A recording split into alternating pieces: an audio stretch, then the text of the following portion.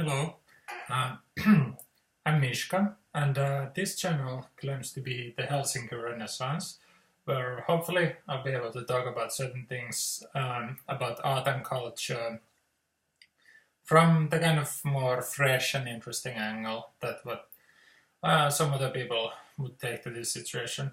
Um, you know, one thing that's perhaps a little more culture than art related that um, might be worth talking about this. One thing led to another, and a couple of years ago, there was something that was mm, sort of motivating me to slightly research some of these things.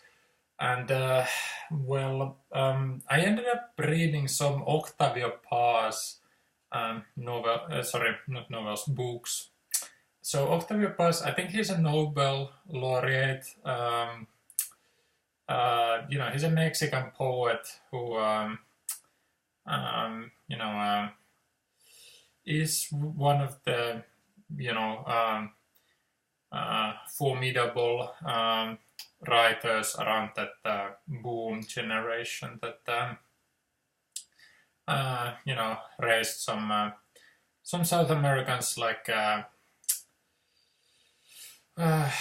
Mario Vargas Llosa and Gabriel Garcia Marquez and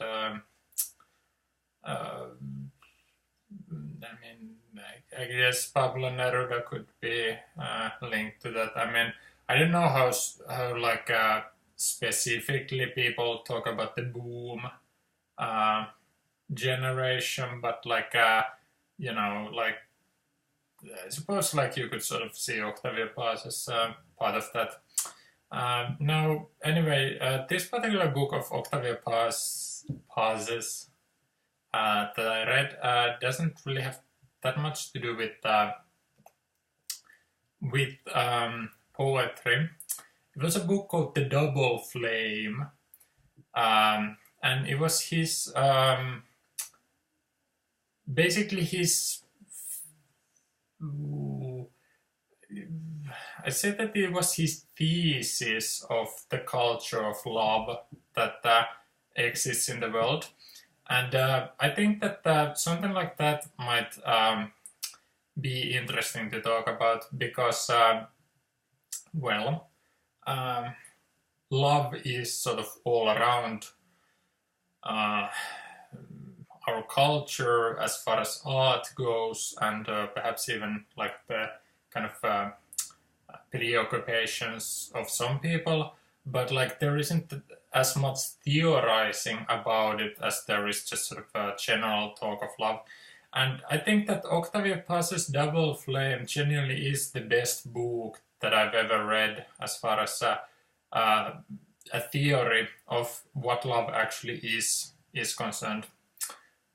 So I just thought that I did so many videos earlier today that my voice is starting to wear a bit thin, but hopefully I'll be able to get through this last one as well. Um, but anyway, let's see if I can. Like it's been a few years since I read The Double Flame, but I should be able to paraphrase it more or less.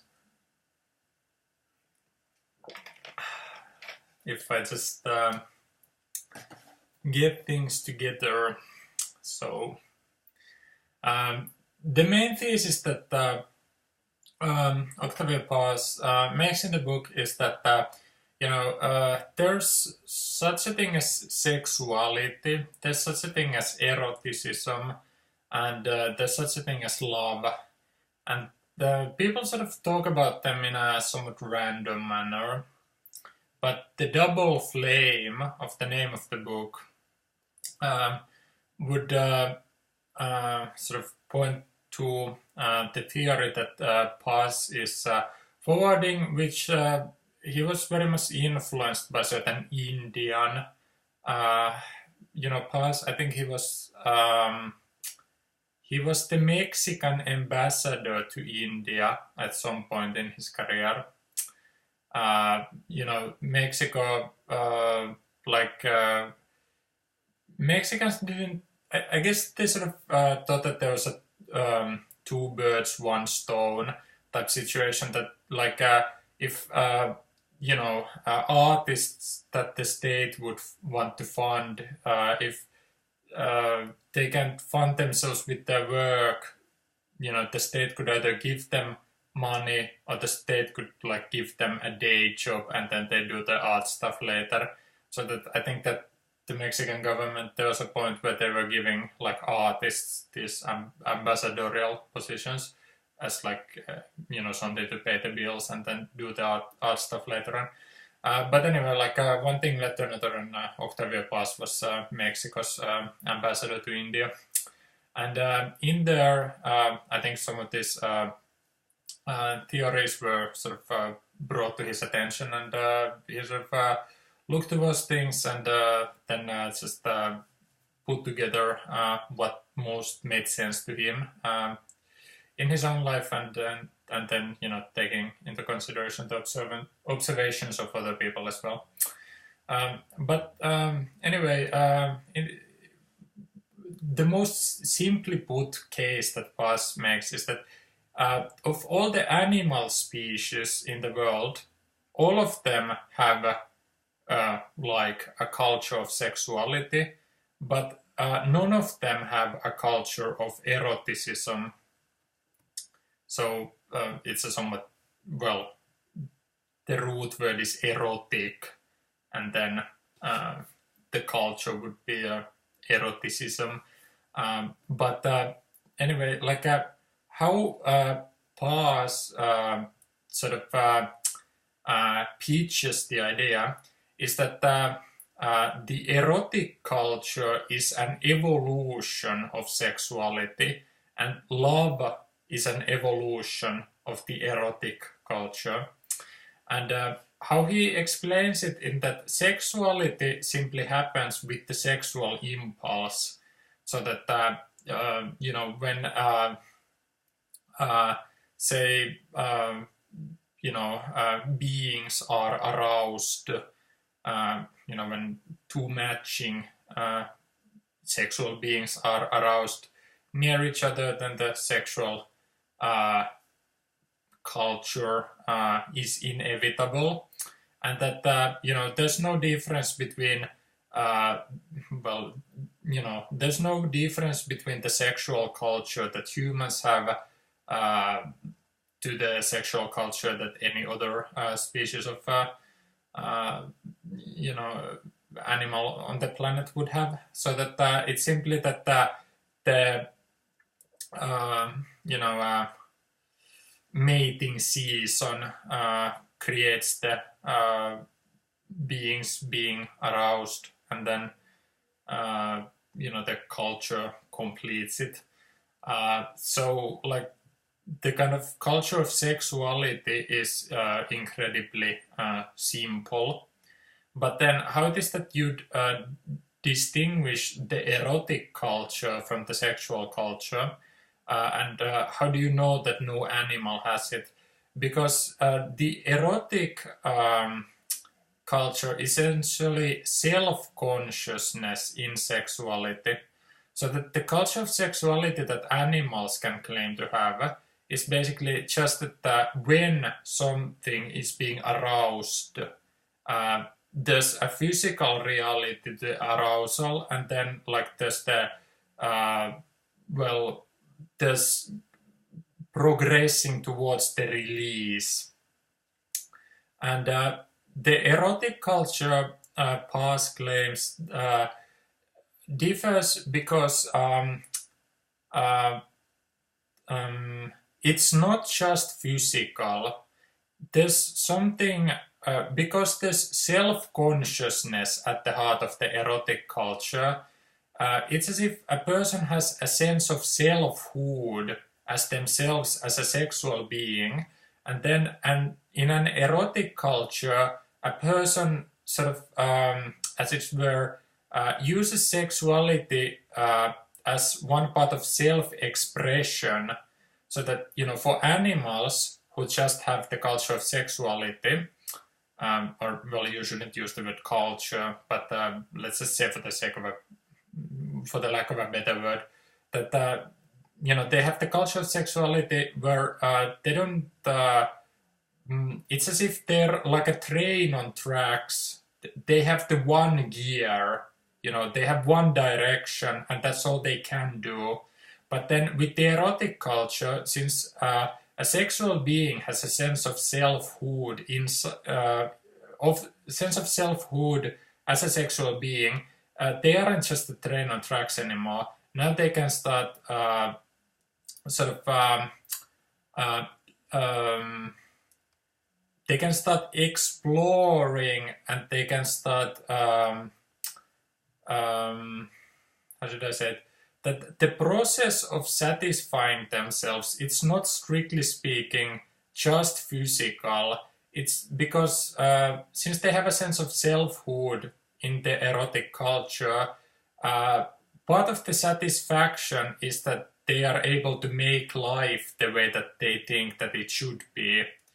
So that because a sexual culture is, as it were, mindless, but then the erotic culture is self-conscious. In Paz's theory, eroticism is an evolution of sexuality. And then he goes on further and says that love is an evolution of the erotic culture. So how it is that he puts the situation in that, I had my own theory, which is, I don't know whether it's controversial or not, but I'll just say it. I have my own theory that passionate love, that some people feel that it's technically a brain orgasm left on, so that it's as if like you are turned on sexually and you don't know how to turn it off, and you feel passionate love for another person when you basically feel a brain orgasm and it cannot be turned off for the initial period of time. Like I don't think there's a situation where you'd meet people who have had it for decades, but like you could conceivably have it for a matter of months, for instance, and then it's just sort of becomes more reasonable. But like when it is that people claim that they are passionately in love with somebody, I think that the first rush technically is a brain orgasm. But anyway, I suppose the idea that Paz would have with why it is that love is an evolution of eroticism is that in the erotic situation, you are the agent. You are looking towards the world outside, and then you just very straightforward make your actions. Like you move in the world with the moves that please you. But then that is like a slightly different way of like it's not necessarily you being a train on tracks, but it's like it's moving to one direction only. But then with love, for instance, it's very much the movement is towards you.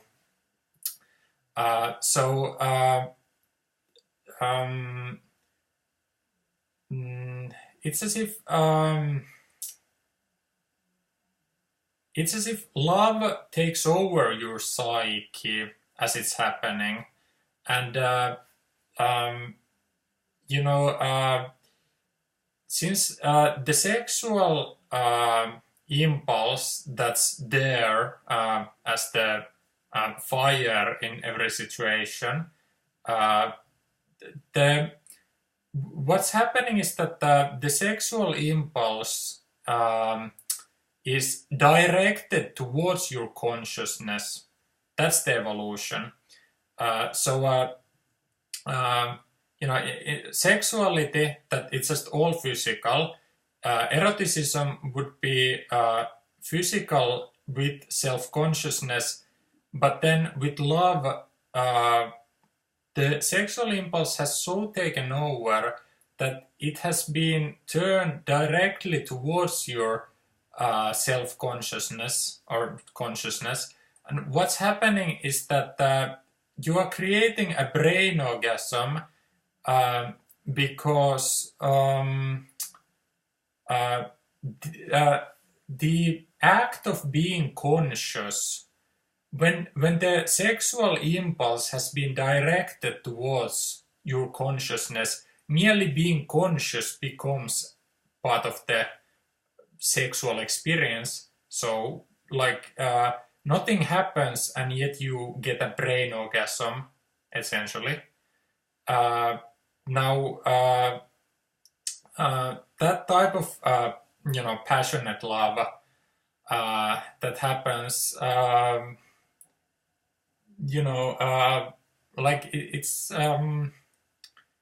it calls for very specific circumstances that make it possible, so that not everyone at every situation in their life could have the sexual impulse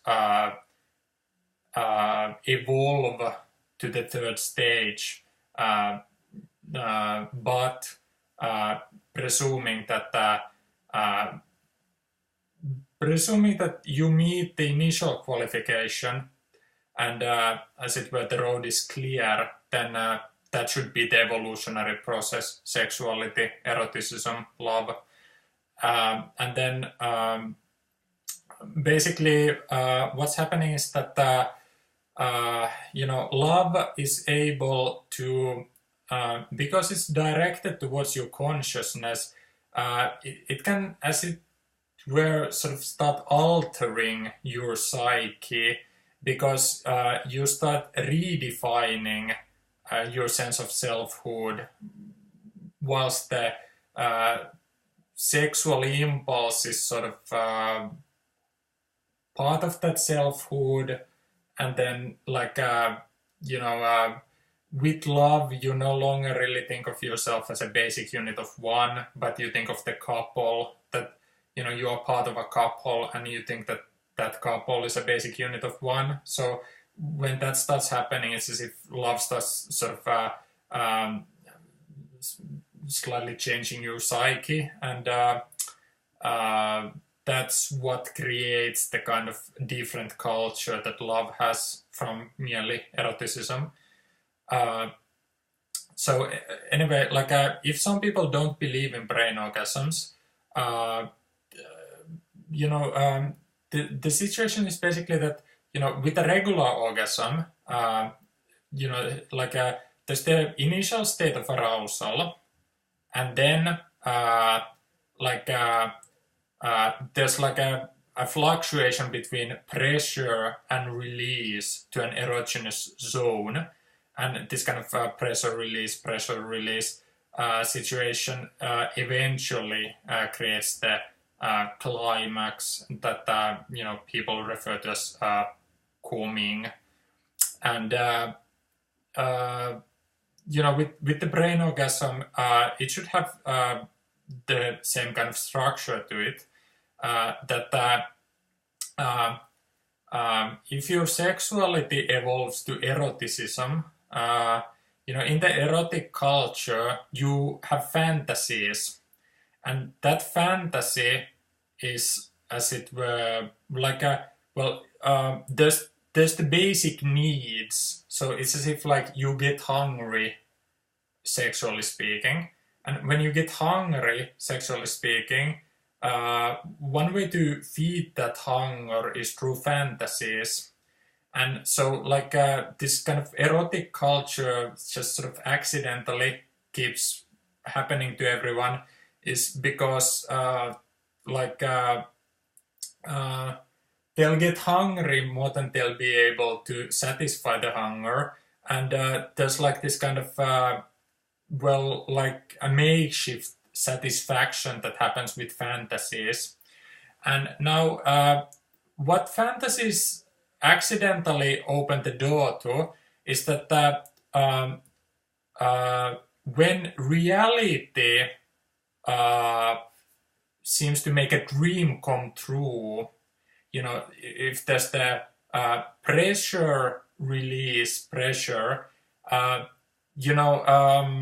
like this kind of dangling that reality does with you is that like it sort of keeps you guessing whether you'll be able to live out a fantasy or not. So the kind of back and forth that happens very much serves to sort of jack up the situation in emotional intensity. And then when it is that if there should be the kind of situation where like you'll be able to live out a fantasy, it's as if the sexual impulse is so directed towards your consciousnness that that's when the climax of the release happens, and that you like like there is a certain kind of euphoria to it when like the kind of dream and reality or fantasy and reality overlap, and like you can go deeper, through sexuality, eroticism, love. Like the deeper you can get and the more quickly you can get, like if the situations are sort of loaded in the favor of that happening, like there just shouldn't be any question about the actuality of what's happening in that event. It's like the way I see it is that, as I said earlier, in that to me it seems like Paz makes the best, most obvious seeming case as to what actually is happening, leading up to love and then inside love. It just to me seemed like Paz had managed to hit upon the truth of what is going on in these different spheres. So I know that there are lots of other kinds of people having the strangest takes on what they think that love is, but this the case that Paz forwards in the double flame, it's what I personally believe in, and I think that some people might find it interesting reading. I think was it in that book where Paz speculates about the etymology of the word fuck? In that in the Provençal language, FACH means to do the deed, and it was sort of spoken euphemistically as have you done the deed, when if you should participate in one of these cultures. And then like I don't know how it is that this Provençal word has made its way into our cultures, but like there are those kinds of interesting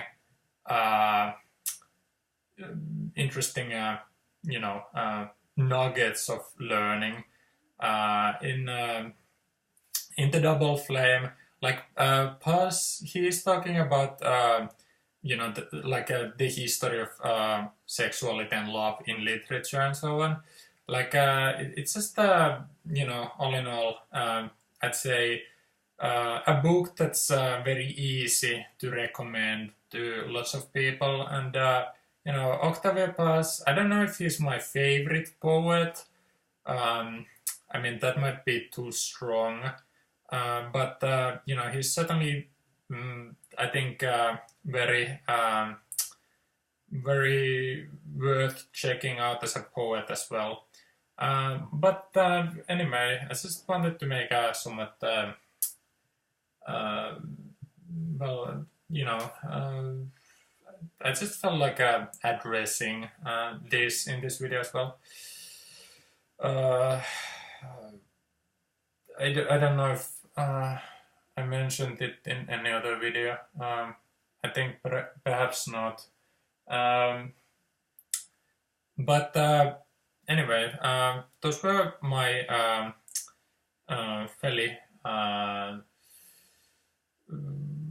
you know, general thoughts about being in agreement with Paz about this situation. So, you know, there you go. But now I shall take a break from recording these videos, and I thank you for watching. And if you watch any of those other videos as well, I thank you for watching them as well. And I'll see you around somewhere. Anyway, bye bye.